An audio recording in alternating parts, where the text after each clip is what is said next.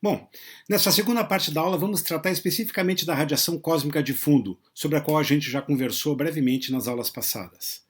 A gente sabe que a radiação cósmica de fundo permeia todo o universo e é resultante lá dos fótons produzidos no Big Bang e que se dispersam por todo o universo e cujas energias vão diminuindo, cujo comprimento de onda, portanto, vai diminuindo enquanto o universo vai se expandindo.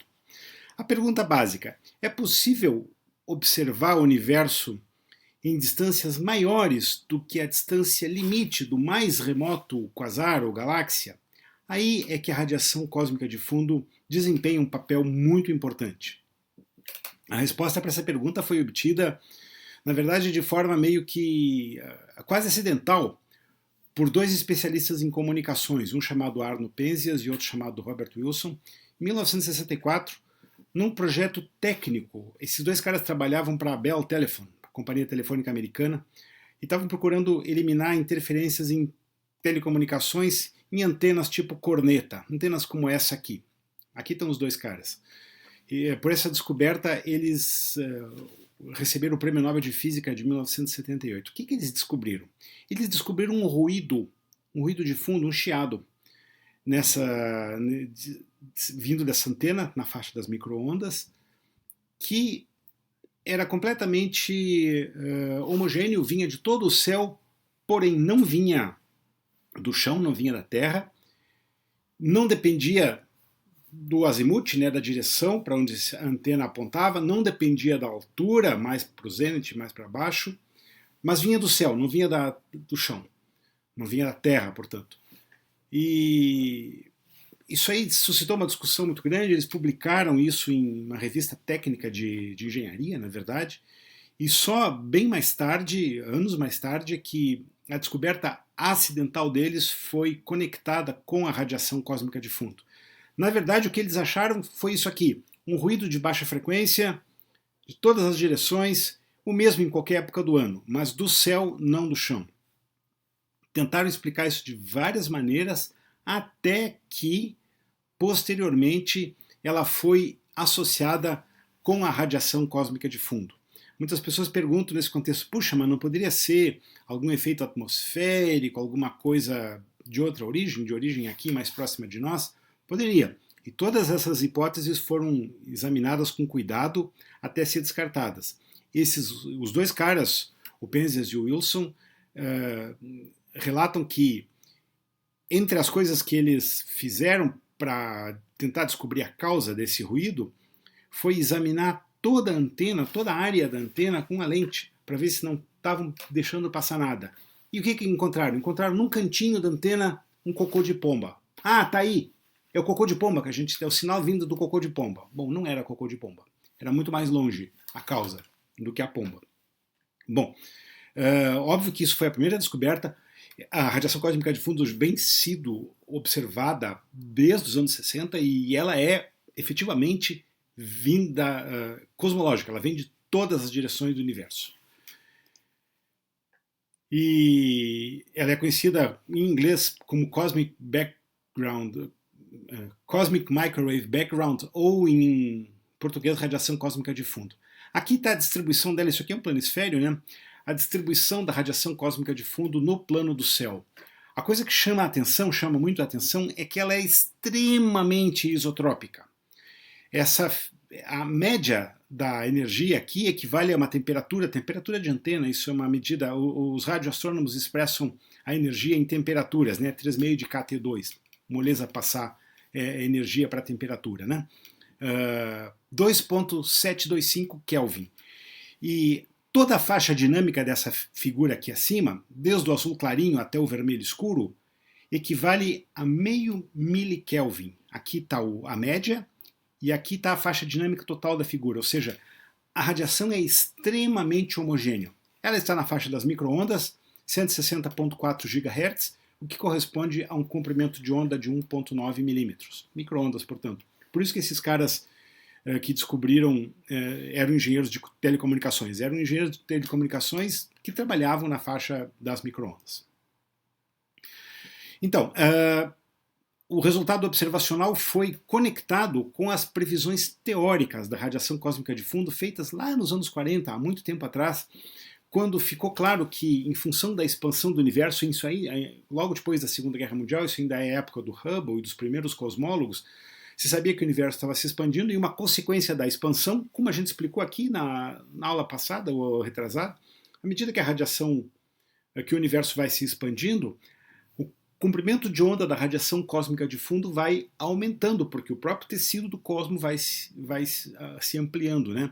Então o que era lá no universo primordial raios gama, passou para raio X, passou para ultravioleta, visível, infravermelho, e agora são micro-ondas. É o que está dito aqui. A radiação cósmica de fundo, lá nos instantes iniciais do universo, era o raio gama extremo, com comprimento de onda bem curto.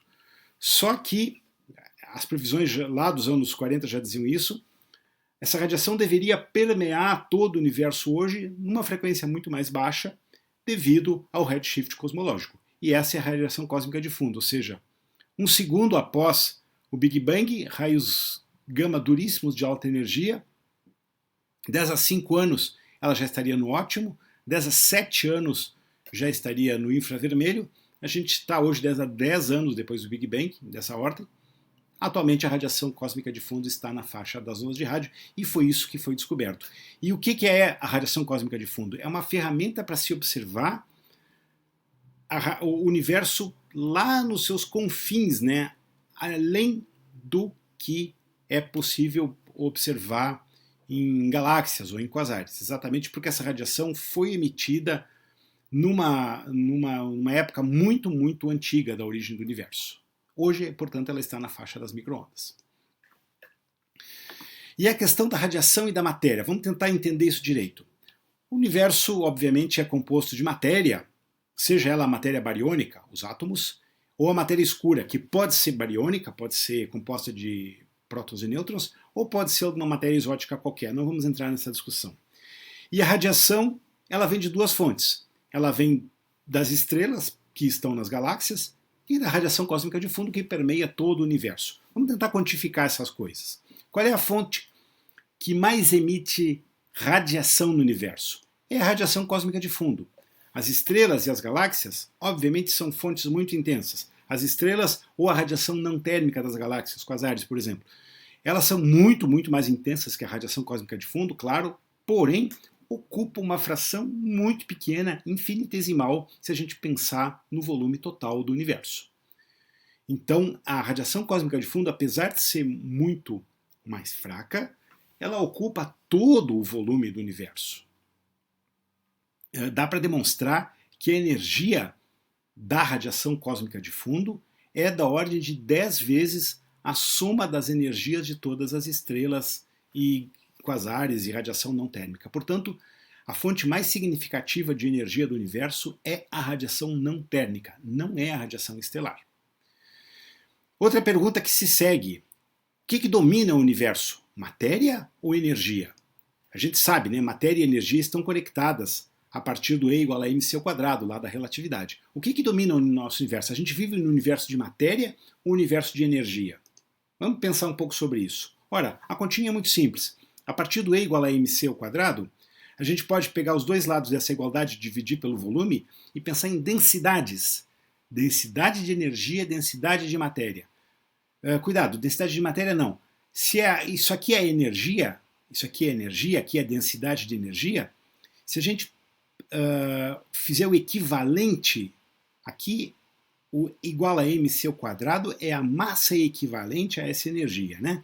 Então isso aqui é uma espécie de densidade de massa, ou densidade equivalente em massa da energia. A gente está pensando em densidades equivalentes, né? Então esse ρ, rádia aqui, é a densidade equivalente em massa, mas densidade de energia. E eu estou querendo indagar o seguinte: o que domina o universo? A gente está falando numa densidade de matéria ou numa densidade de energia? Ora, se a gente pode expressar a densidade de energia dessa forma aqui, a gente pode comparar com a densidade de matéria, que já é conhecida a partir da distribuição de galáxias e energia escura e o que a gente quiser. Bom, a densidade equivalente de energia é dessa forma. A gente pode obter um número aqui a partir da lei de Stefan-Boltzmann, da velha lei de Stefan-Boltzmann, a partir da temperatura. Isso aqui é a constante da radiação, né, a constante de Stefan-Boltzmann. Aqui está a temperatura de corpo negro. A gente sabe que a temperatura de corpo negro da radiação cósmica de fundo é 2,725 Kelvin. Então a gente pode obter uma densidade equivalente de energia. A temperatura está aqui, é 2,7, na verdade 2,725. E fazendo a conta aqui, a gente chega que a densidade equivalente de energia, densidade em massa, mas equivalente à energia da radiação cósmica de fundo, é da ordem de 5 vezes 10 a 31, menos 31 kg por metro cúbico. Ora, vocês estão lembrados da densidade de matéria e da densidade crítica? A gente tratou isso nas aulas anteriores. Mesmo considerando a matéria escura, a densidade de matéria é da ordem de 3 vezes 10 a 31, 10 a menos 27. A outra lá de energia era 10 a menos 31. 3 a 10 a menos 27 kg por metro cúbico. Ora, isso é muito, muito maior que os 5 vezes 10 a 31 da densidade em equivalente de massa da radiação. Portanto, a densidade de matéria é muito maior do que a densidade de radiação, mesmo expressada em termos de massa. Ou seja, a densidade de matéria é em torno, colocando os números aqui, é em torno de 6.000 vezes a densidade de radiação. Eu estou arredondando todos os números, gente. Ou seja, em outras palavras, a gente vive num universo de matéria, não no universo de radiação. O que domina a densidade do universo, fazendo as equivalências massa e energia, é isso que eu estou querendo dizer, é a densidade de matéria. A gente vive num universo de matéria e não no universo de energia. Isso sempre foi assim? Não. De acordo com as equações de Friedmann, a densidade inicial era de longe dominada pela radiação. Na verdade, nos instantes iniciais, bem no comecinho, sequer existia matéria. A densidade de energia era tão grande que não dava para haver produção de pares e existia só energia. Com o passar do tempo, a densidade de energia foi caindo, a densidade de matéria também cai, mas cai numa taxa menor. Até que, num certo momento, a matéria passou a dominar a energia. Como que isso aconteceu? Bom, com a expansão do universo, óbvio que tanto a densidade de matéria quanto a densidade de energia vão caindo com o volume, né? Cai com R ao cubo. O universo vai aumentando de volume, vai se expandindo, a densidade de matéria e de energia vão caindo com R ao cubo. Óbvio. Só que existe o redshift cosmológico dos fótons também. Ou seja, devido ao redshift cosmológico, na verdade a densidade de energia cai com R na quarta, porque tem a outra dimensão adicional responsável pela queda da energia dos fótons à medida que o fator de escala vai aumentando. Portanto, a densidade da matéria cai com R ao cubo, a densidade de energia cai com R na quarta. Portanto, num certo momento, as curvas se cruzaram aqui. Isso aconteceu, vejam aqui está o tempo em anos após o Big Bang, e aqui a gente fala em da ordem de 10 a 3 anos, ou seja, ainda nos instantes iniciais do universo, nas épocas iniciais do universo, a densidade de matéria passou a dominar e a densidade de energia, caindo bem mais rápido, passou a ser menos significativa do que a densidade de matéria. Ou seja, em função da queda da densidade de energia ser muito mais rápida que a densidade de matéria, vivemos num universo de matéria. Onde é que a energia escura entra nessa história? Ora, de acordo com as observações obtidas a partir de supernovas tipo 1A, a energia escura é um fenômeno de larga escala. Ela aumenta de influência só para volumes muito grandes, à medida que o universo vai se expandindo. Então, o que se entende agora é que a densidade de energia escura, essa aqui é a mesma figura da página anterior, só que acrescentado aqui, ó. A densidade de energia escura, que era totalmente insignificante, veja, isso aqui é a densidade de energia equivalente, né? Equivalente em massa, mas eu estou falando de densidade de energia, mas isso aqui é o equivalente em massa em quilogramas por metro cúbico. A densidade de energia densidade de energia escura são dezenas de ordens de grandeza. Olha só a diferença. Dezenas de ordens de grandeza menor do que a densidade de matéria e mesmo de energia. Ora, então a densidade de matéria ainda é dominante de longe em relação à densidade de energia, porém, quando se fala em energia escura, as coisas mudam de figura. Talvez, no futuro, a densidade de energia escura tenha um papel futuro aí, não estou falando da semana que vem ou daqui a 1000 anos, estou falando em escalas cosmológicas, estou falando em unidades de 10 a 10, 10 a 12 anos. A energia escura vai provavelmente desempenhar um papel cada vez mais importante nesse cenário. Com aquela ressalva que eu fiz na primeira parte da aula, a verdadeira natureza física da energia escura ainda é uma incógnita, ainda está para ser descrita. Qual a sua verdadeira natureza? Isso foi descrito pela primeira vez lá há muito tempo atrás, há mais de um século atrás, por um cosmólogo holandês, chamado Willem de Sitter. Ele descreveu a energia escura como uma energia de vácuo, ou seja, ela existe, ela permite a expansão do universo mesmo sem a presença de matéria. Qual é a sua verdadeira natureza? De novo, essa é uma questão ainda em aberto, mas a gente viu desse diagrama anterior aqui, o papel da energia escura vai mudando ao longo da história do universo. Talvez num universo futuro, a gente está aqui agora, né, a gente está em 10 anos, e segundo alguns cosmólogos, a gente já vive num universo que não é mais dominado pela matéria. É um universo que é dominado pela energia escura. Já que ela está influenciando, ela está acelerando a própria expansão do universo. Respostas em relação à sua verdadeira natureza física, essa é uma questão ainda em aberto. E aqui terminamos a segunda metade dessa aula.